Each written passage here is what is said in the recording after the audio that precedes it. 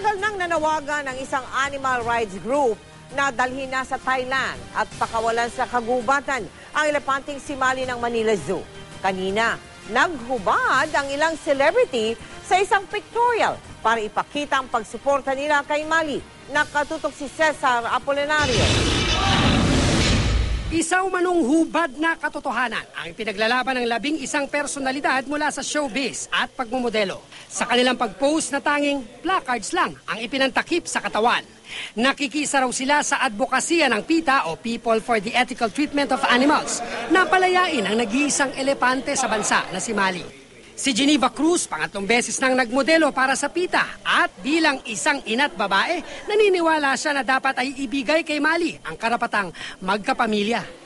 Mahigit 30 taon nang nasa pangangalaga ng Manila Zoo si Mali dahil mahigit 3 dekada na rin itong mag-isa at naghihirap. Sang-ayon dito ang mga kapwa niya modelo. I even have pictures with the elephant. So can you just imagine, this was a baby elephant noong time na yun when I was a baby.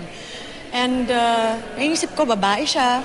And dapat yun, 36 years, dapat yun, may pamilya na. I think we should shut down that zoo once and for all.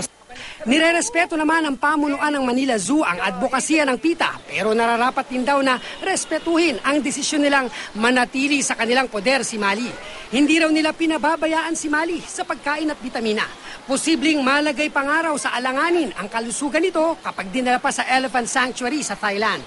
Si Mali ay regalo ng bansang Sri Lanka noong panahon ni dating Pangulong Ferdinand Marcos. Yung long-distance transportation is very stressful to the animal because she is, quote-unquote, fairly old. We can guarantee you that as long as Mali is suffering at the Manila Zoo, we will keep fighting for her freedom. Ang tunay na pangalan ni Mali ay Vishwa Mali. Galing siya sa bansang Sri Lanka at dinala siya rito sa Pilipinas noong 3 years old siya. Sa ngayon, ano na siya, 39 years old o magta-39 years old. At ayon sa nag-aalaga sa kanya, ayon sa mga eksperto, ang lifespan ng isang elepante ay aabot ng 40 to 43 years o 42 years. So, ilang taon na lang. Pero sana tumagal pa si Mali. Si Mali, part of history na rin ng Manila Zoo yan. In the wild, so he can be with his family and all the elephants. Cesar Apolinario, Nakatutok, 24 Oras.